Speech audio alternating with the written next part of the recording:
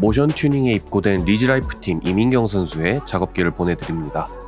촬영 직전에 매니폴드와 배기하우징의 결합을 끝냈고 추가적으로 매니 보강 작업을 거쳤으며 워터파이프의 라인 변경 작업까지 마쳐놨습니다.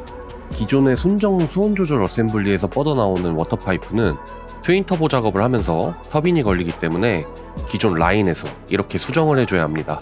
반대편 파이프도 첫 시작 부분의 길이를 줄여서 터빈 사이로 지나갈 수 있도록 엔진 쪽으로 가깝게 위치를 변경시켜 주었습니다. 진동에 의해서 크랙이 갈 수 있는 부분이기 때문에 튼튼한 브라켓을 재단해서 용접으로 깔끔하게 마감을 해주었고요. 기존 슈퍼차저에서 또 변경된 점은 기존의 지멘스 인젝터를 내리고 싱쿱 인젝터로 교체해서 완벽하게 인스톨을 해놓았습니다. 간단하게 이상 여부가 있는지 확인하고 바로 다음 작업에 들어갑니다. 오늘은 배기하우징 파이프 등의 1차 레이아웃을 모두 짤 예정이라서 엔진을 엔진룸에 올려볼 계획입니다. 본격적인 파이프 제작에 앞서서 엔진 옆구리로 지나가는 부분의 단열판 제작부터 시작합니다. 단열판이 필요한 부분에 치수부터 측정하고요. 측정한 수치대로 정확하게 자재에 마킹을 합니다. 자세히 보지 않으면 잘 보이지 않는 위치에 있는 단열판이라도 보기에 깔끔하고 최대한의 공간 활용을 할 수 있는 장점이 있기 때문에 재단 단계에서부터 최대한 신경을 써서 작업을 이어갔습니다. 정확한 수치로 밑그립을 완성하고 재단에 바로 착수합니다. 재단한 단열판은 날카로운 부분은 부드럽게 다듬어주고 피팅을 해본 다음에 불필요한 부분은 추가로 날려줬습니다. 완성한 단열판을 장착하기 위해 걸리적거리는 전판넬은 일단 탈거해서 한쪽으로 치워둡니다. 장착하려는 곳에 위치한 두 개의 너트 자리를 측정을 해서 볼트로 단열판을 장착할 수 있도록 구멍을 내줬습니다. 단열판이 냉매 파이프를 감싸서 확실하게 보호할 수 있도록 약간 구부려주기로 합니다. 해당 부분에 버니어로 일정하게 마킹을 해준 후 전용 장비에 물려서 힘을 줘가지고 깔끔하게 구부려줬습니다. 각도가 맞는지 피팅을 해봤더니 이상 없이 딱 맞아 떨어져가지고 바로 볼트를 이용해 단열판을 제 위치에 인스톨했습니다. 설치된 단열판입니다. 제품인 것처럼 딱 맞아 떨어지며 보기에도 깔끔하죠? 바로 옆에 위치시킬 단열판도 동일한 방식으로 제작했습니다. 모든 부분을 이렇게 커스텀으로 작업해야 하므로 시간은 오래 걸리지만 하나뿐인 레이아웃 완성이 장점입니다. 단열판이 위치할 수 없는 공간으로 지나가는 녀석들은 이렇게 단열재를 감싸서 추가로 완벽하게 단열을 해줬습니다. 첫 번째 단열판과 동일하게 기존의 자리에 그대로 결합할 수 있도록 구멍을 내와가지고 단열판을 튼튼하게 조립합니다. 운전석 쪽 단열판 설치가 이렇게 끝이 났습니다. 반대편은 미리 배선 단열을 해뒀기 때문에 접지선 처리와 단열판 제작에 바로 들어갑니다. 전 팀장님은 기존에 가지고 계신 수치 데이터가 있지만 차들마다 오차값이 있을 수 있으므로 다시 한번 측정을 해서 재단을 했습니다. 첫 번째 단열판과 동일한 방식으로 배선을 감싸는 형상을 만들기 위해 단열판을 적당히 구부려줬고요. 가볍게 피팅해보니 수정할 필요가 없어서 바로 접지선을 인스톨합니다. 드릴로 구멍을 뚫고 팝너트를 삽입합니다. 이렇게 처리하면 볼트로 접지선을 밀착시킬 수 있어서 접지선이 까지거나 하지 않고 접점이 확실합니다. 접지선 처리를 끝냈으니 단열판도 완전 조립을 해줬습니다. 이렇게 위아래로 빈틈없이 공간을 막아줬고요. 이제는 엔진 쪽 단열판을 설치합니다. 로커암 커버의 손상을 막을 수 있도록 적정 크기로 재단을 해서 준비를 해뒀습니다.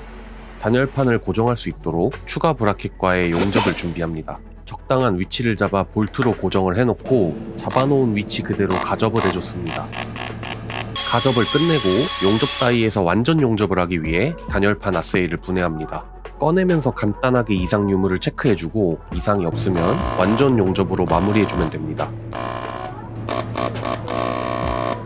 변형이 되지 않도록 꼼꼼하게 용접을 해줬기 때문에 원래 자리에 그대로 인스톨을 해도 틀어지지 않고 깔끔하게 제자리에 들어갔습니다.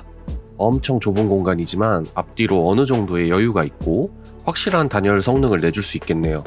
이민경 선수의 언박싱 후기 영상에서 보셨던 웨이스트 게이트를 완전 조립합니다. 타이어 프레임 위로 웨스트 스프링을 넣어주고 결합을 해줬습니다. 매니에 걸어주고 나서 웨스트 파이프가 간섭 없이 지나갈 수 있도록 돌려가며 1차적으로 위치를 잡아봅니다. 다음으로는 배기하우징 파이프 제작을 위해서 일단 엔진룸에 걸어볼 차례입니다. 단열판 제작 과정에서 보셨듯 트윈터보 작업은 커스텀 작업의 연속입니다. 때문에 모든 파츠를 뗐다 붙였다 하면서 일일이 피팅해가며 구성품들을 만들어야 하고, 이 부분에 있어서 엔진 또한 마찬가지입니다. 작업이 진행되면서 엔진이 여러 번 올라갔다 내려갔다 할 예정이죠. 엔진에 비교적 전장품도 덜 달려있고 허브 파츠도 적으니 비교적 쉽게 엔진을 걸어보고 있습니다. 그러나 이렇게 엔진을 내려줄 때에는 양쪽 엔진 마운트 자리에 볼트구멍을 잘 맞춰주면서 주의해서 내려줍니다. 멤버의 엔진이 잘 안착했습니다. 하지만 엔진만 걸어서는 엔진이 똑바로 정렬되지 않기 때문에 먼저 차를 띄워봅니다. 일단 클러치 장착은 생략하고 미션을 엔진에 붙여줍니다. 미션까지 붙여서 미션 마운트까지 장착을 해주면 엔진 위치가 바르게 정렬됩니다. 임시로 걸어주고 나서 양쪽 배기하우징 공간을 눈으로 확인해봤습니다. 넉넉해 보이지 않는 저 공간으로 배기하우징 파이프와 웨스트 파이프가 지나와야 합니다. 자, 이제 미션까지 붙여줬으니 본격적으로 배기하우징 파이프 제작으로 넘어가 보겠습니다. 45도와 스트레이트 파이프 등을 조합해서 밑으로 내려가는 방향과 공간 활용을 위해 피팅해가며 최대한 정확하게 라인을 잡아줍니다. 미세한 각도 변경은 파이프 절단을 해서 준비를 해뒀고요. 여러 피스의 파이프를 하나로 일단 가접을 해줬습니다.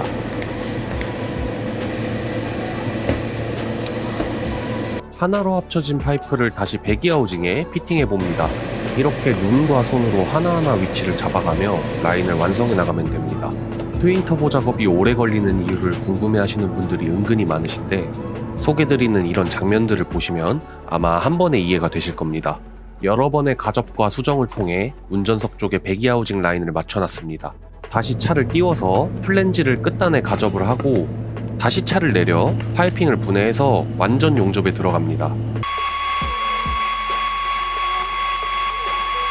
파이프 완전 용접이 끝나고 나면 배기하우징에 다이렉트로 어느 정도 용접을 해주면 됩니다.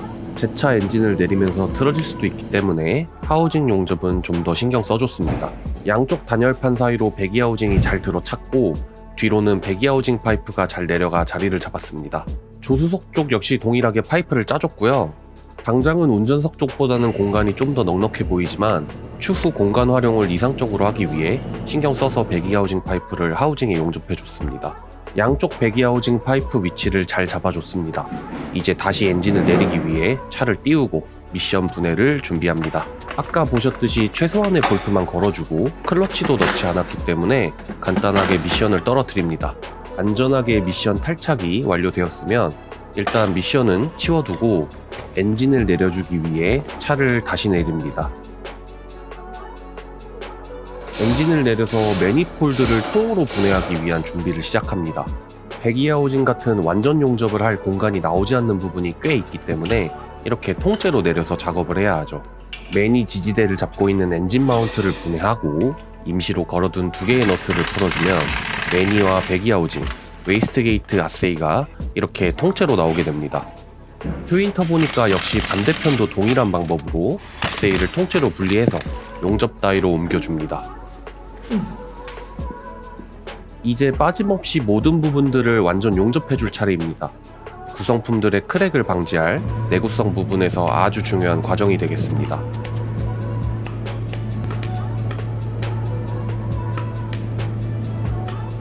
용접 과정에서 웨이스트 게이트 때문에 공간이 나오지 않아 중간에 탈착하고 작업을 계속 이어갔습니다.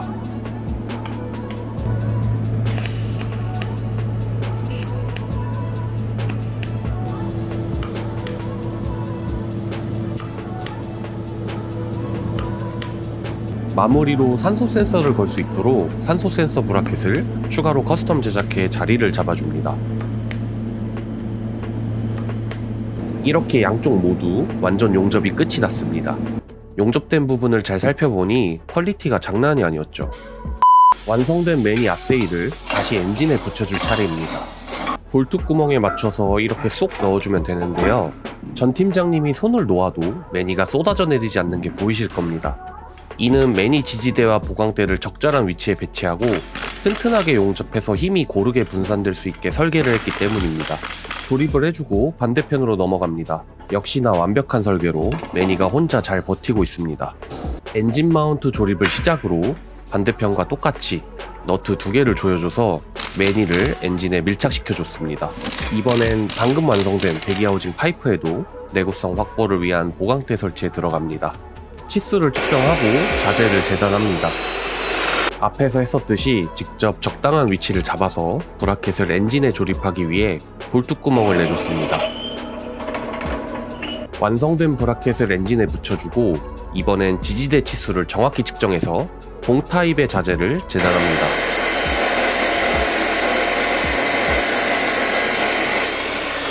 각도는 특수공구를 이용해서 깔끔하게 넣어줬습니다. 완성된 지지대를 브라켓과 파이프에 위치시키고 가접을 통해 임시로 고정합니다.